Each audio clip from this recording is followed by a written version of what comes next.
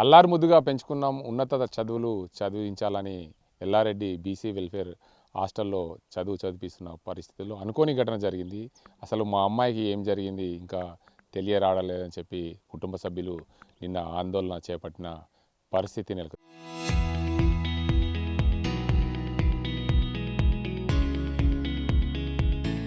ఇక వారి తల్లి ఉంది, ఆమెను అడిగే ప్రయత్నం అయితే చేద్దాం. ఏం జరిగింది అమ్మ? మీ పాపని ఎన్ని రోజుల క్రితం హాస్టల్కి పంపించారు? ఏమైంది అసలు? సరే పెద్ద మనిషి అయింది, 10 రోజులకు పంపించిన సారు లేపేసి ఎగ్జామ్స్ ఉన్నాయి అన్న సారు. మమ్మీ నాకు ఎగ్జామ్స్ ఉన్నాయి నేను వెళ్ళిపోతా అంటే బిడ్డే ఉండలేదు, వెళ్ళిపోతాం ఎగ్జామ్స్ ఉన్నాయి. నేను ఆ పాపని తోరేసి నా సారు తోరేసి ఏంటి అని వచ్చిన పని చేతులను కైకిలు చేసుకుంటేనే కడుపు లాగా వస్తుంది సారు అని మమ్మీ అని పైసలు లేకుండే సారు మరి అంతే. ఏమీ లేదు సార్, ఏమి చెప్పలేదు. మమ్మీ నువ్వు వెళ్ళిపో, నీకు పశువులు వస్తాయి వెళ్ళిపో అన్నది నా బిడ్డ. అంతకంటే ఏమైనా వస్తుందని ఏమన్నా సార్. ఏం జరిగింది అసలు అలా స్కూల్లో? ఏం జరిగింది మీరేమంటున్నారు? నాకేమీ తెలుసు సారు, సారు నాకేమీ తెలుసు, అదేమీ జరిగిందో సారు నాకు.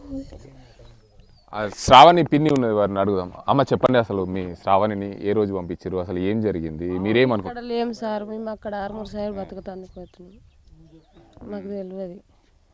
నిన్న మెట్ల మీకు నిన్న చెప్పిర్రు, మళ్ళీ బాత్రూంలో జారిపడ్డదని చెప్పిర్రు, మళ్ళా గేటు గెస్ట్ హౌస్ ఏం ఆడవాడిందని చెప్తున్నారు, కానీ ఏం కూడా చెప్తలేరు. ఏం చెప్తలేరు, ఏం కూడా చెప్తలేరు. మాకేందంటే ఎత్తుకుపోయామని సీరట్ దాంట్లో ఎందుకు వేసిర్రు అన్నది మాకు అదొకటి తెలుస్తలేదు. తండ్రి లేడు, కనీసం తల్లి ఉన్నది, అందరు ఉన్నారు బంధువులు. అలకనా ఫోన్ చేసి మరి గిట్లా అయిందని చెప్పాలి కదా, ఎవరు కూడా చెప్పలేరు. ఎత్తుకుపోయి దాంట్లో వేసిర్రు. మొత్తానికి చూసుకోవచ్చు, ఆ కుటుంబ సభ్యులు అయితే అల్లారు ముద్దుగా పెంచుకున్న మా పాపని అసలు ఏం జరిగిందో తెలియని పరిస్థితి ఉందని చెప్తున్నారు. అయితే స్కూల్ వాళ్ళు అయితే ఆ ఘటనకు సంబంధించి పలు రకాలుగా చెప్పడం వల్ల కుటుంబ సభ్యులు అయితే అనుమానం వ్యక్తం చేశారు. కుటుంబ సభ్యులు ఉన్న దీనికి అందరికి సంబంధించి వీరిని అసలు ఏం జరిగింది, శ్రావణికి అసలు ఇక్కడ ఎన్ని రోజుల క్రితం ఇక్కడ నుంచి హాస్టల్కి పంపించారు? 5th క్లాస్ నుంచి హాస్టల్లో వేయడం జరిగింది. 5th క్లాస్ నుంచి హాస్టల్లో వేయడం జరిగింది. రీసెంట్గా అమ్మాయి మెచ్యూర్ అయింది, ఫంక్షన్ చేయించి 15 డేస్ క్రితం పంపించడం జరిగింది పాపని. పంపించిన తర్వాత ఆల్రెడీ మొన్న సండే రోజు పోయి వాళ్ళ మదరు అక్కడ వాళ్ళ అంటే సబ్బులు కానీ పేస్ట్లు కానీ ఏదైనా అవసరం పడుతుందని చెప్పేసి పోయి కొనిచ్చి అమ్మాయిని ఎంబడి పెట్టుకొని పోయి షాప్కి తీసుకెళ్ళి కొనిచ్చి అవన్నీ ఒక బ్యాగ్ కూడా కొనిచ్చింది. బ్యాగ్ చినిగిపోయిందంటే తీసుకుపోయి మళ్ళీ హాస్టల్లో అప్పచెప్పేసి వచ్చింది. ఆ రోజు బాగానే ఉంది, అందరితో బాగానే మాట్లాడిందట. మేము అక్కడ కూడా పోయి కొద్దిగా హాస్టల్లో కూడా తెలుసుకున్నాం. పిల్లల్ని అడిగితే రాత్రంతా బాగానే ఉంది, మంచిగానే తిన్నాం, అందరం ఆడుకున్నాం, బాగానే ఉండే. కాకపోతే ఆమె ఎప్పుడు లేచింది తెలియదు, దాంట్లో ఒక సీసీ పని చేయట్లేదు, ప్లస్ కంపౌండ్ వాల్ కూడా సరిగా లేదు. ఎవరైనా బయట వాళ్ళు రావచ్చు వెళ్ళొచ్చు. సీసీ ఖరాబు అయిందంటే ఇప్పుడు విద్యాశాఖ కొరకు 1000 కోట్లు ప్రభుత్వం కేటాయిస్తూ ఇది చేస్తుంది, కనీస వసతులు లేవు అక్కడ. మేము పోయి చూసి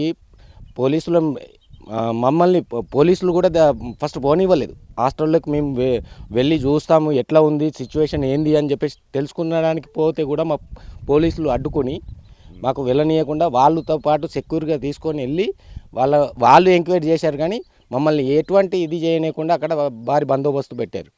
అయినా కూడా మేము తెలుసుకున్నాం అక్కడ ఎటువంటి కనీస వసతులు లేవు.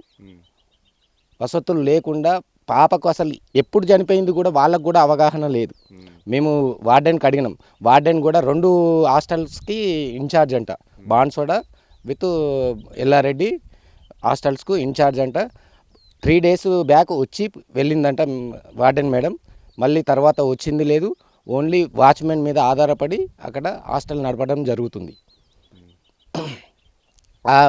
వాళ్ళకి అడుగుతానేమో ఆ పాప ఎప్పుడు బయటకు వచ్చి పడిపోయి వాళ్ళకి తెలియదు.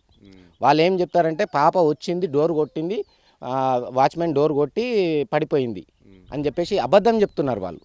మేము అన్నీ గ్యాదర్ చేసినాం అక్కడ. ఎటువంటి నిజాలు అనేటివి రానియట్లేదు. అది మాకు చాలా అనుమానాలు ఉన్నాయి. దాని మీద పోలీసు వాళ్ళు కూడా, ఈ పై అధికారులు కూడా, విద్యాశాఖ ముఖ్యంగా 1000 కోట్లు ఖర్చు పెట్టి ప్రభుత్వం ఇది చేస్తుంది.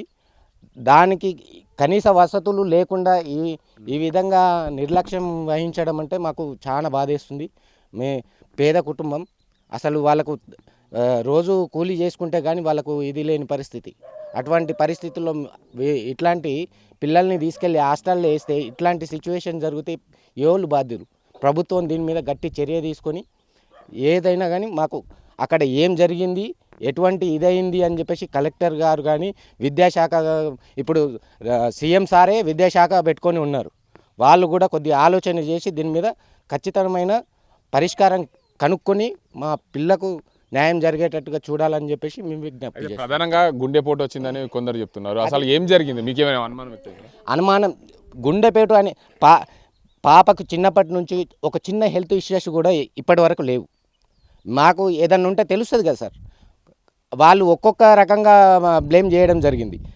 అప్పుడే కింద పడిపోయిందని చెప్పడం, అప్పుడే హార్ట్ అని చెప్పడం, అప్పుడే పిడ్స్ అని చెప్పడం, ఇట్లా కొన్ని రకాలుగా వాళ్ళు బ్లేమ్ చేస్తూ వాళ్ళ మీదకి మాట రానిచ్చుకోకుండా ఈ రకంగా బ్లేమ్ చేసి వాళ్ళు చనిపోయిందనే ఇదితోనే వాళ్ళు ఆ విధంగా వాళ్ళు తప్పించుకోవడానికి ఇవన్నీ కారణాలు చూపించి మా పాపకు అన్యాయం చేద్దామని చూస్తున్నారు. అది అసలు జరిగింది ఇష్యూ వేరే ఉంది. అక్కడ ఏం జరిగింది అనుకుంటున్నారు? అసలు మాకైతే అనుమానాలు, చాలా అనుమానాలు ఉన్నాయి. బయట వ్యక్తులు కూడా వచ్చి ఉండొచ్చు, అక్కడ ఏదైనా జరిగి ఉండొచ్చు. దాన్ని గట్టిగా ఇన్వెస్టిగేషన్ చేసి దానికి కరెక్ట్ అయిన సొల్యూషన్ ఇస్తారని చెప్పేసి ప్రభుత్వం మీద మేము ఇది చేసి. ఇక్కడ మరికొంతమంది ఉన్నారు. అసలు ఆ పాపకు సంబంధించి పూర్తి స్థాయిలో అసలు మీరేం అనుమానం వ్యక్తం చేస్తున్నారు? ఆ పాప అయితే చదువుకునేందుకు వెళ్ళింది. అసలు 5వ తరగతి నుంచి బీసీ వెల్ఫేర్ హాస్టల్లోనే చదువుతుంది. మొన్న ఏదైతే ఇంటికి వచ్చిన తర్వాత ఆమెని పంపించిన పరిస్థితులు, అసలు పాప ఇక్కడే ఉంటుంది, అందరితో పాటు కలవేలుగా ఉంటుంది. ఎప్పుడు కూడా ఎలాంటి చిన్న అనారోగ్య సమస్య కూడా రాని పాప ఒక్కసారిగా అలా జరగడంతో మీరేమనుకుంటున్నారు? అసలు కుటుంబ సభ్యులకు ఏమి ఆ భరోసా ఇస్తారు మీరు అందరు గ్రామస్తులందరూ? భరోసా అనేది ఇప్పుడు ఇక మనకు ప్రభుత్వం నుంచి రావాలి. ఇక్కడ మనము చిన్న విలేజ్ ఇది, వాళ్ళు ప్రజెంట్ అయితే బాగా తక్కువ. మీరేం అనుమానం వ్యక్తం చేస్తారు? ఈ అనుమానాలు అంటే చాలా ఉన్నాయి. మనకు ఇంకా కన్ఫర్మేషన్ అనేది పక్కా ఇస్తలేరు పోలీసులు. ఇన్వెస్టిగేషన్ అయితే సరిగా చేస్తలేరు పోలీసు వాళ్ళు. సరే, అంటే పోలీసు వాళ్ళ మీద కూడా అనుమానాలు ఉన్నాయి, పోలీసు వాళ్ళ మీద ఉన్నాయి.